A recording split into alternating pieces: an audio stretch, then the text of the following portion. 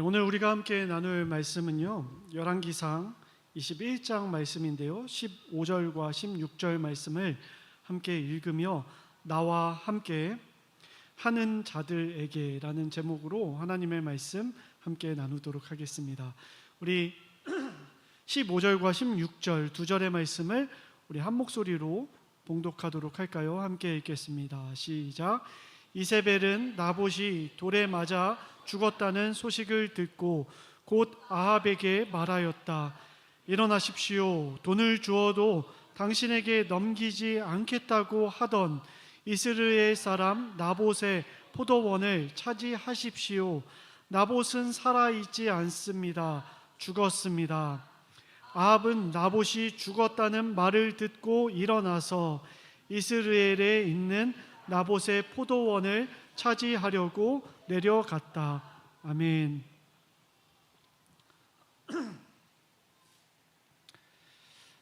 여러분, 그 열왕기상 21장에 보면 살인 사건이 하나 등장을 합니다.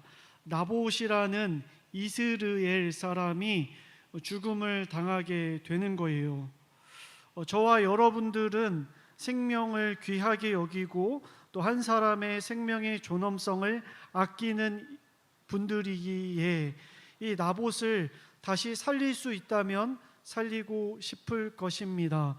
자, 우리 한번 살려보도록 할까요? 시간을 되돌려서 나봇이 죽기 전에 상황으로 돌아가 보겠습니다.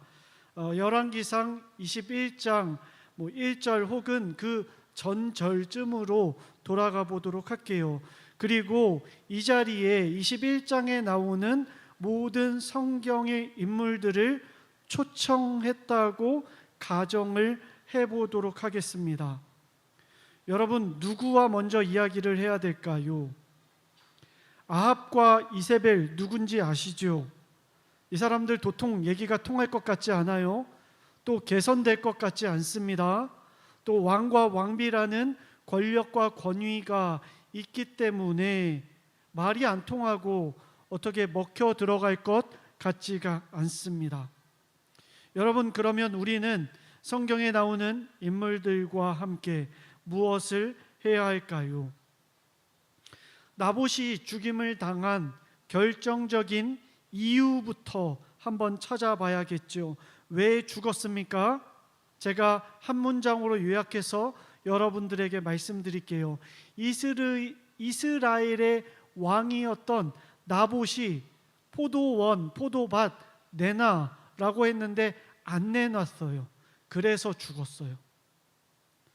여러분, 그 사이에 복잡하고 구구절절 설명이 있지만 그거 다 생략하고 팩트 하나만 이야기하라고 한다면 그겁니다. 그러면 어떻게 해야 돼요? 생명을 살리기 위해서 가장 쉬우고 가장 빠른 길, 나봇을 설득하는 거. 여러분, 그게 가장 빠른 길 아니겠습니까? 나봇을 앞으로 제가 불렀습니다. 그리고 다그칩니다. 이 고집불통 아저씨야, 왕한테 들이받으면 어떡해? 왕이 말하는데 왕한테 허리 꼿꼿하게 피고 목 꼿꼿하게 피고 그렇게 불순종하면 어떻게 해? 좋은 게 좋은 거잖아, 이 무식한 사람아 라고 하면서 혼쭐을 냅니다. 그러다가 실질적인 대안도 이야기해요. 나봇, 잘 들어봐. 왕이 그냥 뺏겠다고 한 게 아니라 그에 준하는 포도밭을 준대. 괜찮은 땅 많잖아? 그 땅 달라고 합시다. 그리고 돈도 준대. 우리 합당하게 계산해서 자자손손 잘 살 수 있는 대책 마련하면 좋은 거 아니겠어? 어떻게 보면 기회가 될지도 몰라. 한번 생각해보자고. 마지막에는 동정합니다. 알아. 자네가 여기서 얼마나 아름다운 스토리를 읽어왔는지, 가족들과 함께 땀 흘리면서 여기서 어떤 이야기가 가문에 묻어있는지 잘 알고 있어. 그렇지만 이거 쉽지 않은 거 자네 잘 알잖아. 왕이야, 왕. 잘 생각해보라고. 여러분, 나봇이요, 왜 아합에게 땅을 팔지 않았습니까? 나봇이 나와서 고개를 푹 숙이고 저한테 이야기합니다. 알지, 나도 알아. 그런데 자네도 잘 알지 않나? 내가 땅을 팔 수 없는 결정적인 이유가 있다는 거 자네도 잘 알고 있지 않나? 여러분, 무엇 때문에 그렇습니까? 바로 이것이죠. 레위기 25장 23절에 이렇게 기록되어 있죠. 땅을 아주 팔지는 못한다. 땅은 누구의 것이다? 여호와 하나님의 것이다. 너희는 잠시 나그네로 머무는 것이고 임시로 거주하는 것뿐이니 땅은 내 것이니 너희가 사거나 팔거나 하지 못한다라고 하나님이 말씀을 하셨어요. 조상에게 받은 땅 그거 팔아서는 안 된다. 왜냐하면 너희는 임시로 맡은 것뿐이고 그 땅의 소유주는 여호와 하나님이시기 때문에. 이유가 무엇입니까? 자기 조상으로부터 물려받은 지파의 유산을 그대로 대대손손 간직하며 살아갈 수 있게 하기 위하여서 하나님께서 만들어 놓으신 법, 계획이었기 때문에 안 된다. 나봇이 이야기하죠. 아마 굉장히 난처하게 이야기했을 겁니다. 제가 조상의 유산을 임금님께 드리는 일은 주님께서 금하시는 불경한 일입니다. 주님께서 사고 팔지 말라고 했습니다. 나봇의 목소리가 떨리지 않았을까요? 저는 떨렸을 거라 생각해요. 왕인데 두려웠거든요. 아합이 어떤 왕인지 여러분 잘 아시죠? 나봇도 알았을 거예요. 역사상 가장 괴팍한 왕, 그리고 그의 옆에는 이세벨이라는 아주 독한 왕비가 있었거든요. 죽임을 당할 거 어쩌면 알았을 겁니다. 그래서 떨면서 이야기해요. 그러나 그는 거역할 수 없었어요. 왜냐하면 그에게는 상위법이 존재했거든요. 하나님의 말씀이, 어길 수 없는 그 말씀이 존재했기 때문에 두려워할 자보다 더 두려워할 이가 누구인지 알고 있었기 때문에. 여러분, 매우 신기한 것은 아합의 반응입니다. 4절에 아합의 반응이 나와요. 아합은 이스라엘 사람 나봇이 그 포도원을 조상의 유산이라는 이유로, 하나님의 말씀이라는 이유로 양도하기를 거절하였으므로 어떻게 됐다? 마음이 상하였다. 그리고 4절에 화를 내며 궁으로 돌아와서 침대에 누워서 얼굴을 돌리고는 음식도 먹지 않았다. 여러분, 이거를 한 문장으로 우리는 이렇게 표현할 수 있죠. 삐졌다. 완전히 삐진 거죠. 털어졌어요.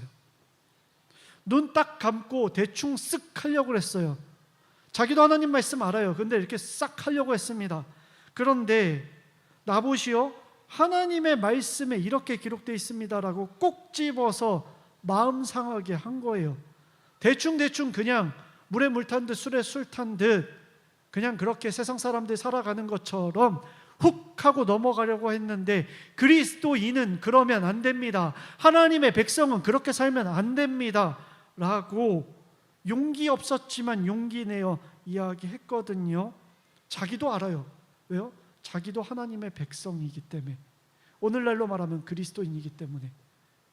직언해주는 이 없어서 마음대로 살았으나 직언해주는 이 있어서 토라진, 삐진 상황. 여러분, 4절에 그려진 아합의 모습을 보면서 저의 모습을 보게 됩니다. 하나님이 어떤 분인지 알면서도 우리는 왜 죄를 지으려 할까? 나는 대체 왜 그럴까? 여러분, 1절 말씀을 다시 한번 볼까요? 그 뒤에 이런 일이 있었다. 이스라엘 사람 나봇이 이스라엘 땅에 포도원을 하나 가지고 있었는데 그 포도원은 사마리아의 왕 아합의 궁 근처에 있었다. 여러분, 좀 이상하지 않습니까? 이스라엘 땅에 사마리아 왕 아합의 궁이 있었다. 여러분, 아합의 궁이 어디에 있어야 맞아요? 사마리아에 있어야 맞잖아요. 근데 이스라엘에 궁이 있다고 하니 좀 이상하잖아요. 뭔지 말씀드릴게요. 별장입니다. 이스라엘은 분지예요. 여러분 분지 잘 아시죠? 분지는 어떻습니까? 데프리카 따뜻하죠. 더워요. 따뜻해요. 그렇기 때문에 겨울을 피하기에 좋은 별장을 만들기 좋은 곳입니다. 아합의 궁을 거기에 또 하나 별장으로 만들어 살았던 거예요. 아마도 겨울이었겠죠. 아합이 가서 보는데 와 좋다. 그런데 저기 땅 하나가 보입니다. 포도밭 작은 거 하나 보여요. 저 땅에 퍼팅장 하나 만들면 좋겠는데 라는 생각이 불쑥 들어옵니다. 아침에 들었어요. 점심에 봅니다. 와 좋다. 저 땅에 하나 만들면 좋겠는데, 저녁에 매일매일 그 생각이 불쑥불쑥 올라와서 차곡차곡 쌓입니다. 그리고 그것이 딱딱하게 굳어져서 마음의 심지에 심어져요. 여러분 여기서 분명히 짚고 넘어갈 문제가 있습니다. 이거는요 아합의 인생에 있어서 죽고 못 살 문제가 아니었다는 사실입니다. 여러분 아이들 가방에 보면 키링이란 거 달고 다니잖아요. 예쁜 거 달고 다니잖아요. 그거 갖고 싶었던 거예요. 아합이요. 집도 아니고 생존의 문제, 월급도 아니고요. 그냥 가방도 아닙니다. 가방에 걸려있는 키링 정도가 갖고 싶었던 거예요. 그래서 그거 뺏으려고 사람을 죽인 겁니다. 그리고요 하나님께서 말씀하시죠. 너의 죽음을 너가 초래했다라고 말입니다. 야고보서 말씀 볼까요? 야고보서 1장 15절입니다. 욕심이 잉태하면 죄를 낳고 죄가 장성하면 자라나면 죽음을 낳는다. 우리 너무나도 잘 알고 있는 말씀이죠. 여러분 내가 가지고 있는 것 이상을 누리려고 하는 마음을 욕심이라고 합니다. 내가 해서 가질 수 있는 것 말고요, 내가 해서 가질 수 없음에도 불구하고 남이 가지고 있기 때문에 탐내는 마음, 그 탐심을 욕심이라고 부른다고요. 내가 열심히 노력해가지고요 기록을 세우고요, 내가 열심히 노력해서 돈을 벌고요, 그런 거 말고 할 수 없는데도 원하며 바라는 거. 여러분 욕심은요 인간 누구나 가질 수 있어요. 괜찮습니다. 저도 하루에도 수십 번씩 욕심을 마음 가운데 품습니다. 그러나 중요한 게 있습니다. 그것을 묵상하는 것은 개인의 선택이에요. 끊어버리지 않고 아침, 점심, 저녁으로 생각하고 내일까지도 그 생각을 내 마음의 여지에 남겨두는 것은 내가 죄를 양성하고 죽음을 초래하는 방법이라고요. 사랑하는 성도 여러분, 욕심을, 탐심을 끊어내시기를 주님의 이름으로 축복합니다. 욕심을 묵상하면 영혼의 죽음을 초래할 뿐이기 때문이죠. 여러분 그런데 아합이요 이 자리에 앉아 계시는데 좀 억울할 것 같아요. 왜냐하면 나보고 내가 안 죽였거든요. 내가 치지도 않았고요, 내가 명령하지도 않았고, 나는 그저 삐졌을 뿐이에요. 죽이려고 시키지도 않았고 아무런 계획도 세우지 않았어요. 엘리야가 찾아와서 아합에게 뭐라고 합니다. 아합은요 변명할 게 있었어요. 나봇 내가 안 죽였습니다. 적어도 세상 법정에 섰다고 한번 생각해 볼까요? 아합은 정상창잡이 될 거예요. 알고 모르냐에 따라서, 증인에 따라서, 증거에 따라서 좀 달라질 수 있겠지만 이세벨과 이스라엘의 장로들이 더 잘못했다, 불량배 2명이 잘못했다라고 판결이 내려질 수 있다고요. 그런데 하나님 뭐라고 하세요? 아합의 가문이 진멸당할 것이다. 여러분 이세벨의 계획은요, 그 살인 계획은 매우 철저했습니다. 하나님의 말씀에 근거한 살인 계획을 세웠어요. 이 여자가 시집 온 지 얼마나 됐는지 모르겠으나 바알 신앙 가지고 있었거든요. 그러나 하나님의 말씀에 능통했다고요. 과학 수사가 오늘날에는 가능하죠. 그래서 지문도 검식하고 증거도 DNA 검출하고 합니다. 그리고 거짓말 탐지까지 해요. 그런데 고대 사회에는 그런 것이 불가능했기 때문에 유일하게 증거로 삼을 수 있었던 것은 증언밖에 없었어요. 하나님께서는 위증을 최소화하기 위하여 두세 사람의 증인이 없이는 그 사람에게 살인에 대해 판결을 내릴 수 없다라고 말씀하십니다. 신명기 17장 6절이죠. 그런데 사람을 죽일 때에는 한 사람의 증언만으로는 죽일 수 없으며 두세 사람의 증언이 있어야 한다.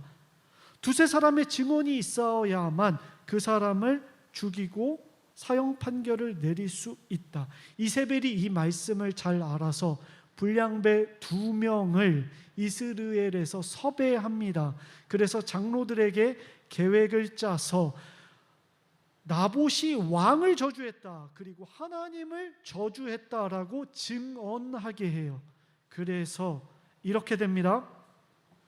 살인하지 말라, 이웃에게 거짓 증언하지 말라. 거짓 증언하면 어떻게 되니까요? 죽임당하니까요. 그 생명을 얻기 위한 2가지의 십계명을 범하게 합니다. 그리고요, 마침내 남의 것, 남의 땅, 남의 생명을 도둑질하는 처참한 결과까지 벌어지게 됩니다. 여러분, 이세벨은요, 신앙이 있었어요. 어릴 때부터 바알을 섬기는 신앙을 가지고 있었어요. 여러분, 바알 신앙의 코어, 핵심이 뭔지 아십니까? 풍요와 번영이에요. 여러분, 괜찮지 않으세요? 종교 갈아타시겠어요? 여러분, 바알 신앙은요, 번영과 풍요가 핵심이라고요. 그래서 그들이 하나님의 가호, 그들의 신의 가호를 받는 방법은 얼마나 잘 사는가, 얼마나 풍요로운가가 그 증거가 됐고 그 표징이 되었다고요. 신앙생활 잘한 사람은, 바알신에게 성실하게 신앙생활한 사람은 잘 살고 번영해야지라는 것이 증거로 드러내야 했다고요. 그래서요, 수단과 방법을 가리지 않고 풍요로워지는 것, 도덕적이지 않게, 윤리적이지 않게 사람을 죽이면서까지 번영하는 것이 신의 가호를 받는 방법이라고 생각할 수 있었다고요. 여러분, 이것을 무슨 신앙이라고 합니까? 번영의 신앙, 기복주의 신앙이라고 불러요. 여러분, 그런데 이세벨은 이럴 수 있다고요. 문제는 뭔지 아십니까? 이세벨에게 영향을 받은 그의 남편과 이스라엘의 장로들이 문제입니다. 영향력.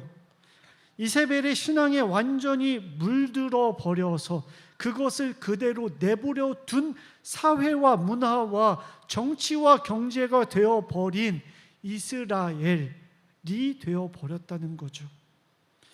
여러분, 아이들이 친구들 만날 때 어떤 친구 만났으면 좋겠습니까?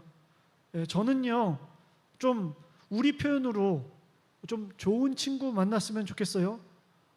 욕도 하지 않고 또 남에게 베풀고 또 친절하고 또 기왕이면 예쁘고 잘생기고 공부도 잘하고 뭐 이래저래 뭐 이것저것 다 있잖아요. 제가 다 나열하지 않겠습니다. 그런 친구.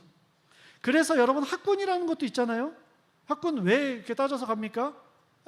그렇게 사람들이, 그렇죠? 확률적으로 어떤 사람이 주변에 있느냐에 따라서 영향을 받는 거 자명합니다. 주변에 나를 도와줄 수 있는, 오늘 달리기 이야기 많이 하네요. 러닝메이트가 있으면 나도 뛸 수 있는 거예요. 같이 지지해주고 응원해주면. 그렇잖아요. 영향을 받는 것이 사람인 것이 당연해요. 근데 제가 이거 곰곰이 생각했던 때가 있어요. 언제냐면 몇 년 전에 지후와 하랑이가 입학하기 몇 주 전에 제가 곰곰이 이 아이들을 어떻게 축복해 줄까에 대해서 곰곰이 하나님 앞에 기도하면서 생각한 적이 있어요. 지우와 하랑이가 초등학교에 입학할 때 좋은 선생님 만나고 좋은 친구들 만났으면 좋겠습니다 라고 계속 기도했어요. 근데 그렇게 기도하다가 기도를 좀 바꿨습니다. 하나님, 당연히 그랬으면 좋겠어요. 그런데 더 중요하고 제가 더 힘줘서 기도하는 것은 지우와 하랑이가 좋은 학생이 되게 해주십시오. 그리고 좋은 친구가 되게 해주십시오.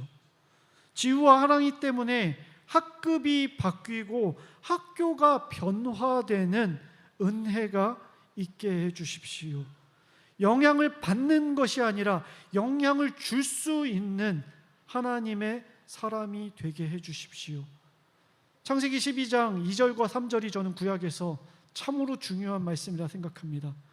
아브라함에게 말씀하시죠. 너는 복 덩어리가 되어라. 복의 근원이 되어라. 왜요? 너로 말미암아서 땅의 모든 사람들 좀 복 좀 받게 하자.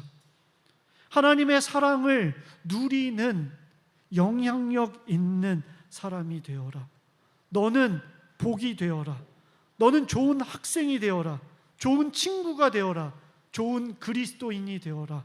신실하고 진실한 하나님의 사람이 되어라. 남편이 되고 아내가 되고 아빠가 되고 아들과 딸이 되어라. 그래서 너로 말미암아 너의 친구와 너의 가정과 너의 남편과 너의 아내와 너의 자식과 너의 부모가 영향 좀 받게 살아라. 아멘. 말씀대로 되기를 바랬습니다. 그리고 지금도 여러분들을 위해서, 우리 아이들을 위해서 저는 그렇게 기도하고 있습니다. 왜냐하면 이것이 하나님 나라를 살아가는 하나님의 백성들의 삶의 방법이기 때문에 그래요. 악에 물들까 봐 벌벌 떨면서 정의와 공의가 있는 곳, 사랑이 있는 곳에 찾아다니는 것이 아니라 내가 있는 곳, 내가 서 있는 곳에서 내가 정의가 되고 공의가 되고 사랑의 법이 되어서 그들에게 영향을 끼칠 수 있는, 악한 자의 해를 당치 않게 해주세요. 예, 그렇게 기도해야겠죠.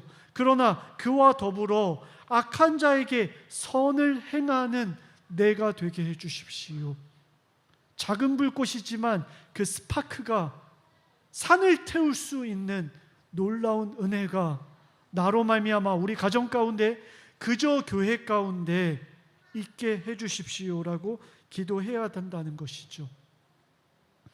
여러분, 아합과 장로들이요 이세벨에게 물들어 버립니다. 하나님의 백성 가운데 살면서 바알 신앙에 그대로 물들어요. 예배드리고 제사드리고 율법 지키고 다 했겠죠. 그러나 그들은 바알 신앙에 물들어. 여러분, 욕심이 우리 안에 움틀 수 있어요. 그러나 묵상하지 말아야죠.